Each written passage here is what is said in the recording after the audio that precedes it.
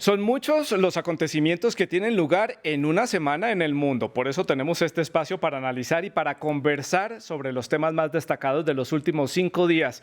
Bienvenidos, esto es Una Semana en el Mundo. Para conversar sobre los temas que tenemos en la agenda para el día de hoy, hemos invitado a Jairo Libreros, periodista, editor, analista político y analista internacional de la cadena NTN 24. Él se encuentra aquí en el estudio conmigo. Jairo, bienvenido. Un gusto tenerlo aquí con nosotros. ¿Cómo termina su semana? Santiago, muchas gracias por la invitación. Es muy importante compartir para mí espacio como lo hicimos hace ya muchos años. La semana yo creo que termina eléctrica. Es difícil encontrar una afirmación diferente. Lo que pasó hace 8 días y los efectos de la llegada de Lula por tercera ocasión a Palacio de Planalto, yo creo que marca una pauta en América Latina muy importante. Tenemos el estrés de lo que viene la otra semana con las elecciones de medio término en Estados Unidos. Y hay 2 temas que creo que vale la pena trabajar, por lo menos en el caso colombiano. Aprobada una reforma tributaria muy dura, muy encaminada hacia la clase media, que es lo más fácil para tributar, ¿no? Por lo menos desde el punto de vista del Estado. Y un viaje de Petro, va para Egipto y para París. Sí. O sea, es una semana bastante movida. Importante, con muchos temas en la agenda. Hace más o menos una década que no trabajábamos en conjunto, no compartíamos un espacio. Para una década por lo menos. Más o menos, pero bueno, aquí tenemos el gusto para poder conversar de diferentes temas de la actualidad internacional. También está con nosotros Ángel Sastre, él es periodista, fue corresponsal por cerca de 17 años en la región de América Latina y ahora trabaja en una novela gráfica cómic con el material que ha recopilado a lo largo de estos años de cobertura en Venezuela. 15 años estuvo allí en Venezuela y ahora con ese material, entonces pues está con este nuevo proyecto. Bienvenido, Ángel, y cuéntenos, ¿cómo termina su semana? Bueno, termina bastante bien. Yo cuando termina la semana ya estoy pensando en la siguiente, así que bastante relajado, bastante bien y preparando nuevos proyectos y ya la agenda. Yo la verdad que soy un poco, el fin de semana también trabajo, pero bien, muy bien. Somos varios los periodistas que nos toca trabajar el fin de semana. Ahora le doy la bienvenida a Héctor Estepa, él es periodista freelance para la región de América Latina, también nos acompaña hoy en el programa. Héctor, bienvenido, cuéntenos también cómo termina estos 5 días, muchos temas sobre la mesa. Hola, buenas tardes. Pues ha sido una semana bastante complicada aquí en Brasil. Lula da Silva ganó las elecciones por un margen muy estrecho y los seguidores de Bolsonaro han estado en la calle durante los últimos 5 días pidiendo incluso una intervención militar. Hemos estado en las calles relatando esos momentos de tensión que parece, eso sí, que ya se han apaciguado en las últimas horas. También los invito para que ustedes nos acompañen con todos los comentarios y preguntas que tengan sobre los temas que vamos a tratar a lo largo del programa a través de nuestras redes sociales, @France24_ES, @Santilogo, que es mi cuenta personal. Nuestra etiqueta es numeral Una Semana en el Mundo, F24, todo junto para que dejen ahí sus comentarios. Comenzamos entonces, porque la agenda está larga, está extensa para el programa de hoy, ya lo estábamos mencionando. Brasil ha estado en el foco de la prensa internacional en los últimos días, podríamos decir por 3 aspectos muy puntuales. Ya vamos a conversarlo aquí con los invitados, si se puede profundizar un poco más sobre estos temas. El primero, pues, es el triunfo de Luis Ignacio Lula da Silva en estas elecciones presidenciales, lo que le garantiza entonces poder gobernar Brasil por tercera vez. 2, también podemos decir ese ajustado resultado que mencionaba Héctor hace algunos minutos, un ajustado resultado en estos comicios. Lula no ganó tan cómodamente como creían y Jair Bolsonaro, pues se puede decir que se le escapó la reelección por un 1,8% de diferencia. Y el tercer punto que también queda ahí para destacar es la demora de Bolsonaro en dar una declaración a la nación y también la incertidumbre que generó sobre el resultado de las elecciones. También hay que hablar de esas manifestaciones ciudadanas en algunos puntos o por lo menos en las principales ciudades de Brasil. Comenzamos entonces con este tema. Le doy entonces la palabra a Héctor para comenzar la ronda a la inversa. Héctor, este tema, ¿usted esperaba el triunfo de Lula da Silva? Muchos lo veían muy claro desde el inicio de la campaña. La verdad, yo debo decir, a mí me mantuvo en incertidumbre hasta el último voto y hasta el último porcentaje entregado por el TSE. El triunfo de Lula era previsible, según lo que nos decían las encuestas, pues en los últimos meses. ¿Qué es lo que ha ocurrido? Que Lula finalmente ha ganado, pero no ha ganado por un margen tan amplio como el que se predecía, como el que predecían las encuestas hace apenas un mes. le daban incluso encuestas muy reputadas aquí en Brasil más de 15 puntos de ventaja sobre Jair Bolsonaro. Eso no ha ocurrido, las encuestas se han equivocado aquí, al final la diferencia ha sido de alrededor de 2 millones de votos, que es algo muy pequeño aquí en un país que tiene más de 160 millones de electores, y por 1,8 puntos que provocan o que de alguna manera empoderan ese discurso de Bolsonaro de que pues las encuestadoras están contra él, que el sistema está en contra de él. Esto también ha provocado que algunas personas salieran a la calle provocando fraude electoral. Bolsonaro estuvo durante años criticando el sistema electrónico de votación de Brasil. No hay ninguna prueba, ni ha habido ninguna prueba en estos 25 años en los que el sistema lleva vigente de fraude, pero después de que Bolsonaro criticase con tanta fuerza a las encuestadoras y señalase este sistema como posiblemente fraudulento, esa diferencia tan corta, pues ha provocado también que muchos saliesen a la calle. Sí, Ángel, su opinión. He viajado muchas veces a Brasil, muchas elecciones, he estado con el compañero Héctor. He visto a Lula salir reelegido muchas veces. Yo veo que hay un estrecho margen que nadie se esperaba y quizás haya sido un voto de castigo hacia la corrupción pasada, los escándalos de corrupción pasada, y al mismo tiempo, si bien es cierto que Bolsonaro ha tardado en aparecer, no ha tenido ese discurso transgresor y radical de otras veces. Es decir, quizás él mismo se esté dando cuenta de que tenga posibilidades, si suaviza su discurso, de ganar a todos esos votantes que sorpresivamente han ido en contra de Lula. Por eso no ha rechazado radicalmente, pese a en un principio haber negado las encuestas. Y yo diría que de ahora en adelante quizás encontremos a un Bolsonaro más apaciguado. Más apaciguado. Ya lo vamos a ver desde ese punto de vista aquí en el estudio, Jairo. Yo me quedo con dos palabras, una de Héctor y otra de Ángel, que creo que son muy importantes. Cuando se acaba la serie o se acaba el proceso electoral, sin duda tenemos unas lecturas compartidas, pero yo tengo una lectura que me preocupa mucho. El crecimiento de la votación, especialmente la votación cristiana, evangélica, dicen algunos, es un crecimiento, creo que proporcionalmente inusitado en América Latina. Muy seguramente ellos en el corto plazo van a tener la posibilidad de formular coaliciones que lleven a una mayoría en el Congreso o en algunas gobernaciones importantes y hasta poner presidente. Ese es un punto que creo que se vive en toda la región, pero con mucha fuerza en Brasil. Es más, alcancé a ver a Lula, no sé si mis compañeros me pueden corregir, Lula en algunas reuniones con organizaciones o iglesias católicas y de otra membresía. Dos, Bolsonaro pierde, pero hay que tener en cuenta que sí hay un giro muy fuerte hacia la derecha en Brasil. Ese es un tema que es respetable, es entendible. Creo que todos tenemos la capacidad de ser lo suficientemente pluralistas para entender cómo se mueve el péndulo, no solamente de los candidatos, sino de los electores. Pero es un movimiento de la derecha casi que radical. Vimos ayer o antier movimientos radicales, casi que extremistas. No he podido verificar mucha información, pero hasta hubo escenas, no sé si fueron manipuladas, en donde daban a entender ciertos gestos vinculados con temas que nosotros creímos que en Europa estaban sepultados desde el final de la Segunda Guerra Mundial. Y yo creo que esta elección nos deja muchas cosas. Indudablemente la diferencia corta entre Lula y Bolsonaro, lo difícil que va a ser administrar, un movimiento hacia la derecha, pero creo que la región, más temprano que tarde, va a volver a una situación en donde la derecha extrema va a jugar un papel muy importante.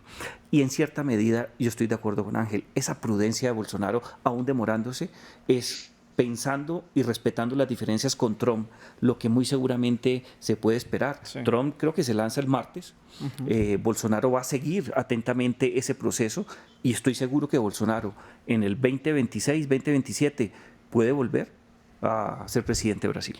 Todas las opciones están sobre la mesa. Hablemos del comportamiento de Bolsonaro. Generó muchísima controversia a nivel internacional.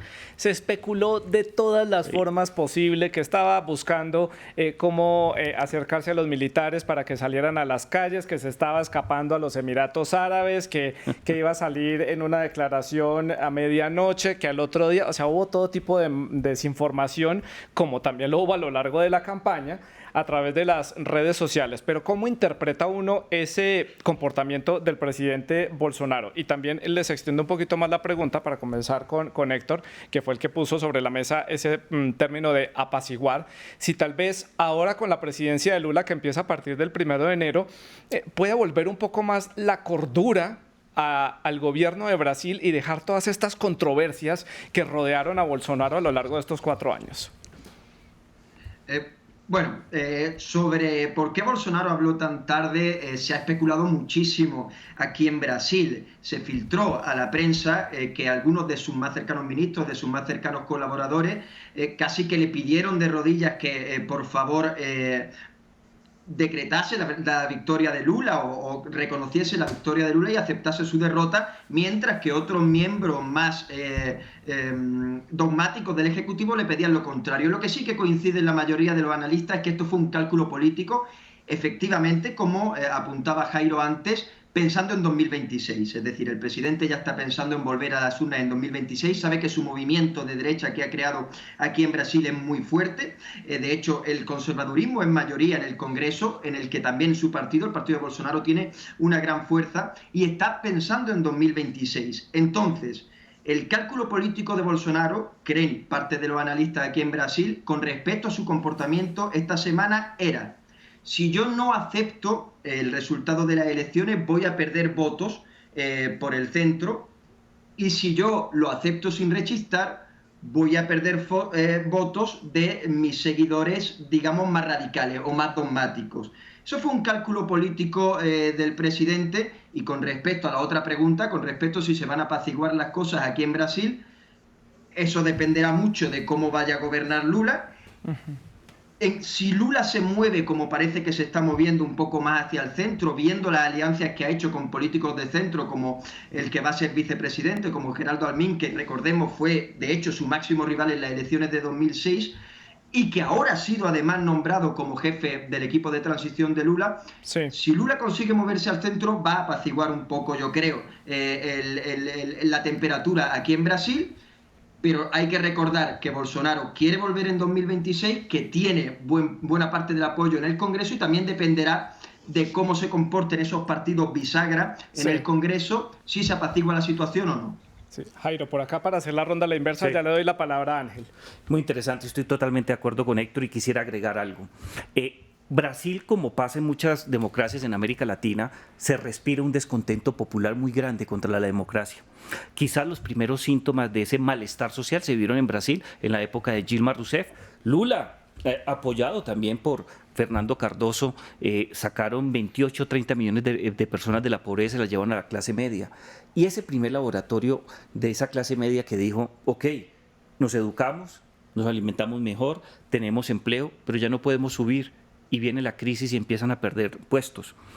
Si él no logra tener un manejo muy rápido en el primer trimestre del próximo año de enviar mensajes y dar respuestas sociales, yo creo que el apaciguamiento, que creo en lo que dice Héctor, se puede resquebrajar.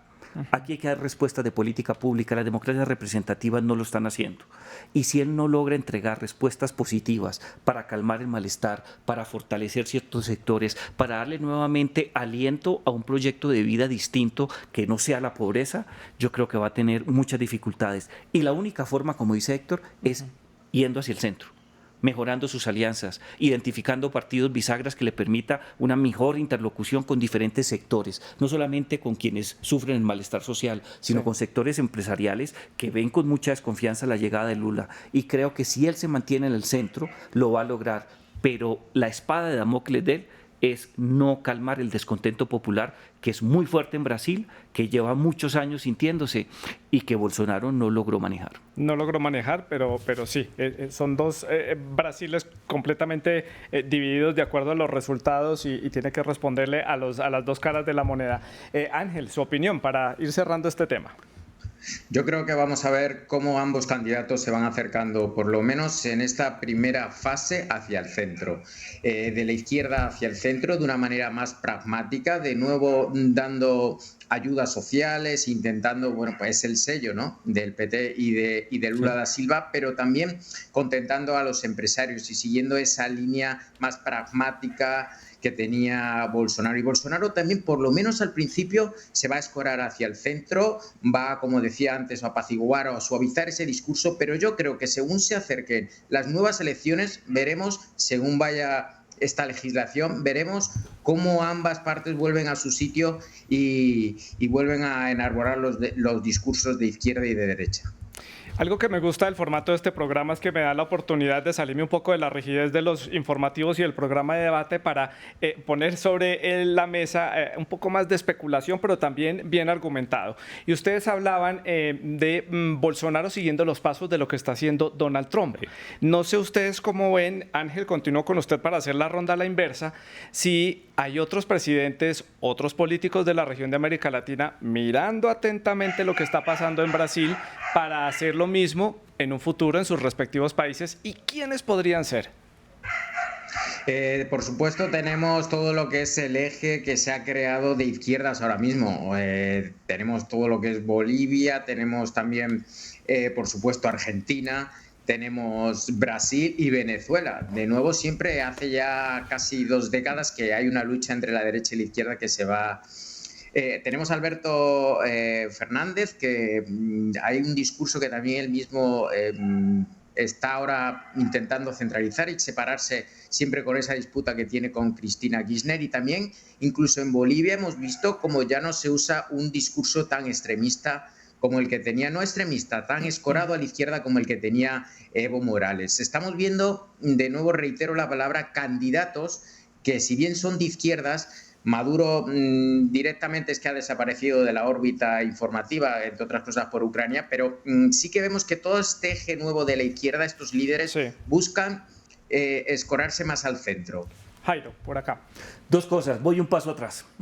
Yo creo que hombres como Trump o Bolsonaro siguieron atentamente lo que ocurría en Europa con Orbán, lo que acaba de pasar con Meloni en Italia, el ascenso de la derecha radical en Suecia, lo que está pasando con el partido político Vox en España. Y creo que han sacado las mejores lecciones aprendidas para quedarse con un descontento popular, con discursos autoritarios, para llegar al poder y desmontar tranquilamente cierto tipo de instituciones. Desde ese punto de vista, tener 11 gobiernos con bandera de izquierda o la ola rosa, para diferenciarla de lo que fue a comienzos de este siglo, el socialismo del siglo XXI, va a generar unos nuevos liderazgos o consolidará nuevos liderazgos en materia de derecha, tratando de seguir los patrones de Bolsonaro y los patrones de Trump.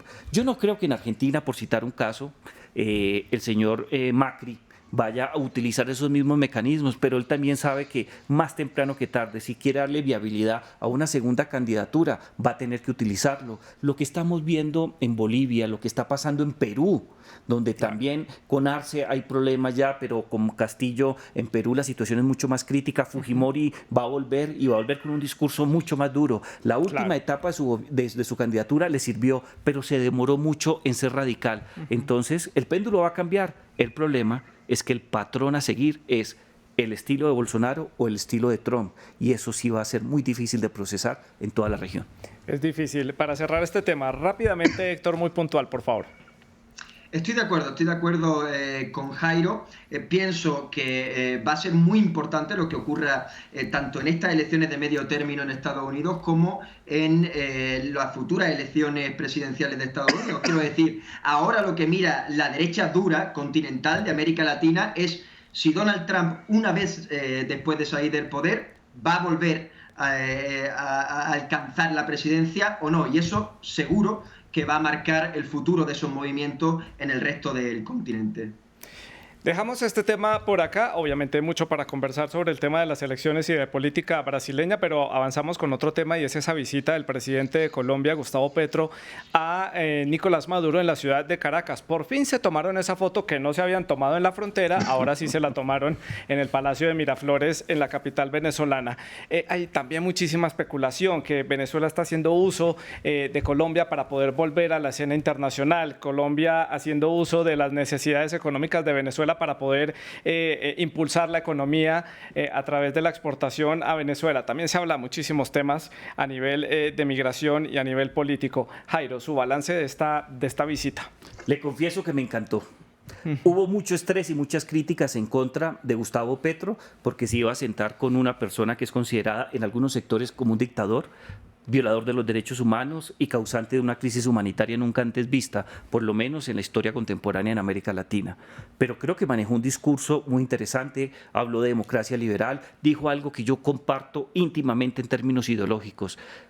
Confirmar que un país es una democracia liberal es aceptar los derechos humanos, especialmente la Convención Americana sobre Derechos Humanos. Esto no va a ser fácil, pero también está claro que les dio muchos mensajes. Si quiere sacar adelante su paz total, sentarse a negociar con el ELN y con las dos disidencias de la FARC, tiene que ser amigo del inquilino Miraflores, porque los actores están en Venezuela. Son 37 campamentos identificados en la frontera, especialmente en el estado de Zulia. Ese punto sale muy bien. Dos, que no podemos olvidar.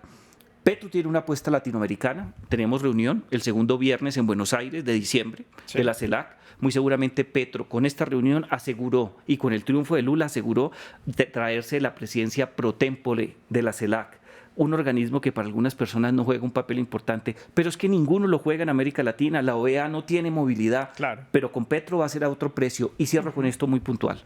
Si uno se atiene a los estudios, hay 3 muy buenos en Colombia, Fedesarrollo, uno del Externado y otro los Andes. Si sale bien lo de la frontera, este año tenemos que sumarle al crecimiento del PIB por lo menos 0,5%.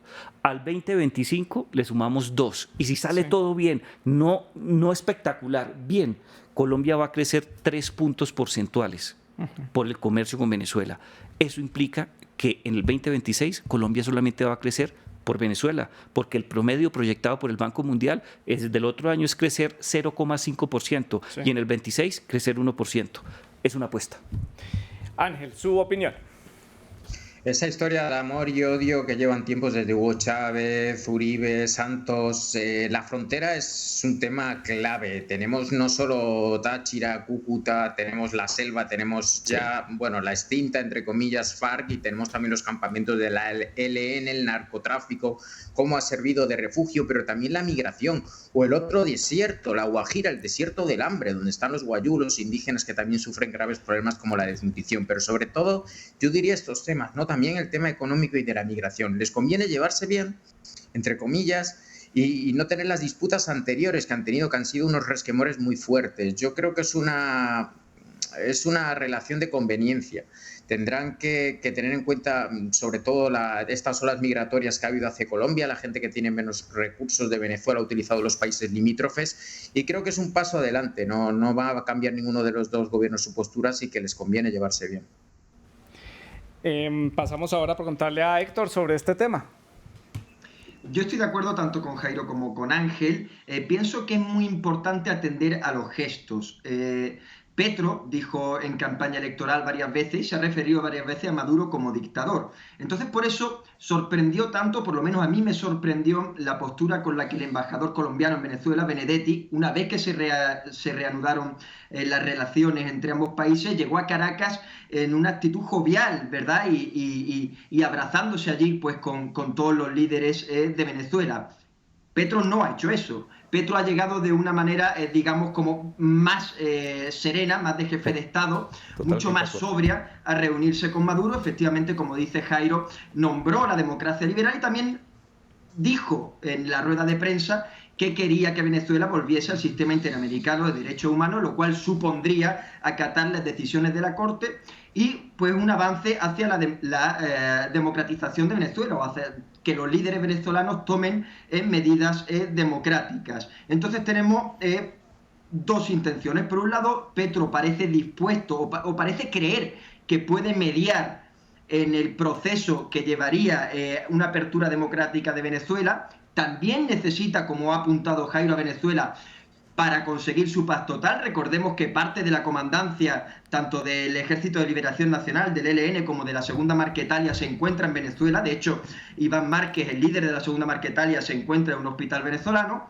Y también necesita al país para tener una mayor independencia en el tema de fertilizantes, que está muy afectado con la guerra de Rusia, y también en otras cuestiones de índole política y económica. Maduro, por su parte, necesita a Colombia para de alguna manera dejar de estar aislado y legitimarse. Parece que Petro no está tan dispuesto a dejar legitimarse a Maduro sin conseguir reformas democráticas. Veremos cómo avanza eso. Será clave, de nuevo, la próxima reunión que tenga el gobierno venezolano con miembros de la oposición, que se va a celebrar, parece, dentro de muy poquito. Ángel, pero Maduro sí estará dispuesto a dar esos pasos hacia pasos democráticos para poder mostrarse un poco más afianzado a nivel internacional, recuperar un poco esa imagen que ha perdido a lo largo de los años. ¿Qué piensa usted?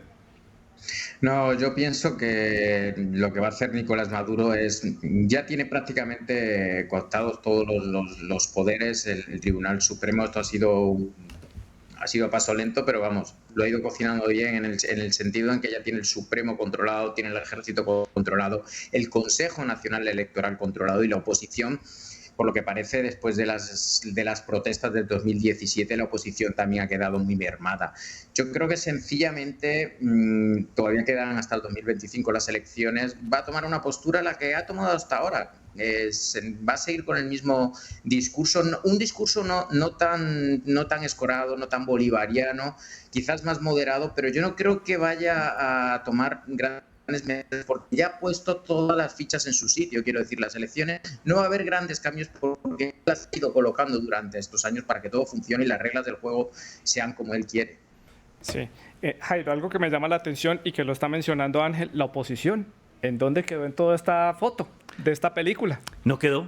En estos momentos los grandes cuestionamientos que hay en Venezuela es el papel que jugó Juan Guaidó, que termina siendo instrumentalizado por Duque, por el presidente de los colombianos, que se inventó el cerco diplomático, que resultó ser un fracaso. Pensaban que con un concierto internacional y metiendo camiones a la brava por la frontera en febrero del año 2019, pues iba a derrumbar Miraflores. Es más, recuerda algo, dijo Duque en aquella ocasión: le quedan pocas horas al dictador de Venezuela. Pasaron las horas, pasaron los días, las semanas, los meses y los años. Pasó un periodo presidencial. Ya está. Sí. Y dos, la oposición, yo creo que uno de los ejemplos más críticos que tenemos contemporáneamente en América Latina de una oposición errática, que no logró construir un discurso lo suficientemente claro y preciso para atraer votantes y mostrarse de una manera diferente, la venezolana. Está como con 5 o 6 líderes. Hay un sector muy importante que no quiere saber nada de la oposición, nada de Capriles, no quiere saber nada de María Corina, no quiere saber nada de Juan Guaidó, no quiere saber nada de Leopoldo López. Yo creo que es el momento para que Maduro apueste por unas elecciones, y cierro con esto. Si tú lees con delicadeza el comunicado del departamento de la Casa Blanca felicitando a Lula, utilizó un término que yo no escuchaba hacía muchos años. La mejor forma de llegar al poder es garantizar las democracias de origen, la legitimidad de origen de las democracias. Ese mensaje no era para Brasil, porque es que llegaron por elecciones, Lula nunca ha sido dictador, Bolsonaro tampoco. Y creo que ese tema va a tener que ser leído muy bien por Miraflores. Justamente Jairo menciona a Estados Unidos. Quiero que calentemos motores porque la próxima semana vamos a estar hablando de las elecciones de medio término en Estados Unidos, muy importantes para el presidente Biden, muy importante para la democracia estadounidense, muy importante también para el expresidente Donald Trump y para los republicanos. Los dejo para libre comentario. Comencemos entonces con Héctor sobre este tema que se viene para la próxima semana, que seguramente vamos a estar analizando en todos los medios internacionales. Pues si las elecciones de medio término en Estados Unidos son importantes todos los años, este año, en el contexto de la guerra de Ucrania, muchísimo más. Son unas elecciones que, recordemos, siempre suelen perjudicar al partido que está en el gobierno. De hecho, la previsión más plausible es que los demócratas pierdan la Cámara de Representantes, que se renueva totalmente. Está por ver si perderán o no el Senado, y de eso dependerá el posterior análisis. Obviamente, si los demócratas pierden las dos cámaras, además de que Biden tendrá que comenzar a operar más por órdenes ejecutivas, pues los republicanos tendrán en su poder un bloqueo de los demócratas del gobierno en el legislativo, y eso también con la sombra de Donald Trump planeando presentarse de nuevo a las elecciones, y con el dogmatismo que tiene los republicanos que están cerca de Trump, pues podría suponer efectivamente un bloqueo en un momento muy delicado para el país, también con una inflación récord en varias décadas. Ángel, su comentario. No, simplemente por no reiterar los conceptos del compañero, ya la gran duda es para mí ¿qué Donald Trump vamos a ver? ¿No? Si va a seguir la estela del expresidente que ya conocimos, o si realmente también va a mirar por ejemplo, el caso de Brasil, o va a aprender de sus errores, o al revés, ver que tiene serias posibilidades de volverse a presentar y quizás salir reelegido, y si, bueno, pues endurecerá su discurso y seguirá esa estela que ya vimos anteriormente. Y Jairo, por acá en el estudio de France 24. Me parece increíble lo que está pasando en Estados Unidos. Los demócratas le dejaron el discurso de la migración a los republicanos, y los republicanos, ni cortos ni perezosos, le han metido tintes de racismo y de xenofobia. Estamos hablando de un partido político que con una cantidad de candidatos, sean representantes o senadores buscando su reelección, y muchos otros nuevos, consideran que el principal causante de la debacle económica, de los problemas de seguridad y las dificultades sociales son los migrantes. Y se equivocan por completo, porque científicamente está demostrado que no es así. El aporte de la migración ha sido determinante en Estados Unidos, pero lo que me parece inconcebible, Santiago, es el silencio de la Casa Blanca y el silencio de los candidatos de los partidos demócratas. Por eso estoy seguro que no solamente van a perder en Cámara, también van a perder terreno en Senado, porque cuando tú no eres capaz de defender uno de los principios humanos más importantes, y es garantizar las mejores condiciones para la migración, tema que es fundante del Partido Demócrata, tú estás entregando tus banderas políticas al adversario. Claro. Y las van a capitalizar. Y no fue suficiente esas visitas que estuvo haciendo Biden a lo largo de esta semana en los estados fronterizos. Estuvo en Nuevo México, si mal no recuerdo fue por donde comenzó esa gira fronteriza. Usted mencionaba que lo más probable es que el martes Donald Trump haga anuncios importantes. Claro que sí, va a hacer muchos anuncios. Primero, se va a disolver el comité que lo está investigando por el asalto al Capitolio del 6 de enero. Este año, cuando se negó a hacer la transición pacífica. En segundo lugar, va a detener las investigaciones penales y las investigaciones fiscales y las investigaciones administrativas, lo cual le da nuevamente vitalidad a su candidatura, y con un partido republicano a sus pies. Claro. Con mayoría en las dos cámaras del Congreso de la República, creo que está allanado el camino. Muy seguramente Joe Biden se va a presentar nuevamente. No hay otro candidato en Estados Unidos. Hay uno o dos gobernadores que pintan muy bien, pero creo que va a ser muy difícil detener en esta ocasión a Donald Trump. Para ir cerrando este tema, para meternos ya en un tema mucho más simple y sencillo, Héctor, Estados Unidos está empezando a escribir un capítulo de su historia en el que tal vez pierde esa fuerza internacional, porque eso es a lo que lo estaba llevando el presidente Donald Trump durante sus 4 años, un poco a aislarse del escenario internacional, no tener tanta relación cercana con Europa, que ha sido su gran aliado, sino, como lo dice su lema, America First. Sí, efectivamente, y ese aislamiento internacional solo beneficia a un país, que es a China. De hecho, hemos asistido en estos últimos años, en lo que respecta a nuestra región, América Latina, de un decrecimiento muy importante de la influencia de Estados Unidos sobre los países latinoamericanos, que va a la par de un crecimiento de la influencia china, que no se da solo, y esto es importante, en países con gobierno de izquierda, porque de hecho, bueno, tenemos a Uruguay, que es un país con un gobierno de centro derecha, incluso desafiando al Mercosur para firmar un tratado de libre comercio con China, y siendo que Bolsonaro también ha firmado pactos, y también el presidente ecuatoriano Guillermo Lasso. Claro.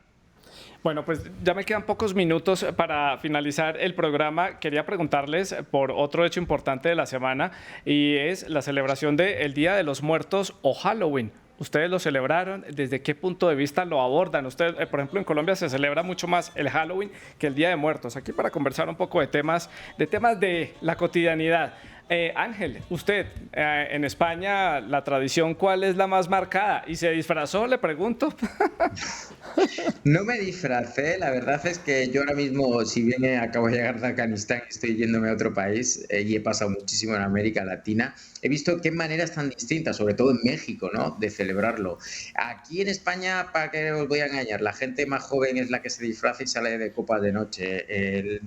Normalmente los domingos sí se guarda la gente más tradicional para Pero ir Ángel es muy a velar joven, a sus ¿no? muertos. Ángel es muy joven, una ¿Qué máscara pasa, aunque Ángel? sea, Él es podría muy haberse joven. puesto. Claro. Yo llevo el disfraz puesto, digo a veces, pero no. Aquí el que vive disfrazado soy yo, que vivo de saco y corbata y peinado y maquillado para los noticieros, pero me disfracé. Vivo en el centro de Málaga, que hay mucho ambiente y la verdad que me sorprendí de la calidad de los trajes de los jóvenes, la de Darth Vader, Sí. pero ya le digo, es un ambiente muy festivo, excepto por supuesto el domingo, no tiene tanta esa liturgia o ese simbolismo y profundidad que tiene en México. Claro, en México es muy importante. El Día de los Muertos es una mezcla entre tradiciones indígenas y religiosas y Halloween es algo más anglosajón, más de herencias celtas y gaélicas. Ángel, por este lado ya nos comentaba. Héctor, ¿qué tal? ¿Celebró? Me alegro mucho primero de haber compartido tertulia con el compañero Ángel, con el que he compartido muchísimas aventuras aquí en América Latina. Yo no pude celebrar tanto aquí en Brasil porque era el fin de semana electoral, entonces había mucho trabajo. Aquí en Brasil se celebra, bueno, aquí en Brasil la meca del carnaval, pues la gente se disfraza también para Halloween. Nos tomamos una caipiriña en la calle, Sí. pero nos fuimos a dormir temprano porque no daba tiempo para más. Eso sí, defender siempre la fiesta del Día de Muertos en México, en la que he tenido la suerte de estar 2 veces, me parece bellísima y animo a todo el que nos esté viendo a visitarlo porque merece muchísimo la pena. Es una fiesta que ha empezado a tomar más fuerza con el paso de los años, Jairo. Yo confieso que me la pegué. Me disfracé de pirata y no recuerdo muy bien cómo me fue, pero la pasé muy bien. Naufragó. No, me fue una fiesta fabulosa y no sé por qué yo tengo ese gusto por los piratas. Vaya uno a saber, quizás en otras vidas, como dirían otros, fui un pirata. La pasé muy bien, me encanta Halloween, lo que tú decías, es una costumbre realmente cristiana, los celtas la mundializaron, como por no decir globalizar, porque en esa época no se utilizaba ese término, pero me llamó algo la atención en Bogotá. Nunca en los últimos 20, 25 años, yo llevo viviendo en Bogotá 25 años, Sí. yo llegué a estudiar en Bogotá, nunca había visto la calle tan vacía, con tan pocos niños, con tan poca gente pidiendo dulces. No sé si es un signo característico de nuestra época, no Sí. sé si el tema de inseguridad en Bogotá pues ya llegó a una situación alarmante en donde los padres de familia no Sí. quieren salir con sus hijos, pero yo me pegué la rumba. Yo también. Les agradezco, Héctor, Ángel, Jairo, por haber estado con nosotros, haber hecho este análisis para la audiencia de France 24, haber compartido con nosotros aquí en una semana en el mundo. Sigan con France 24.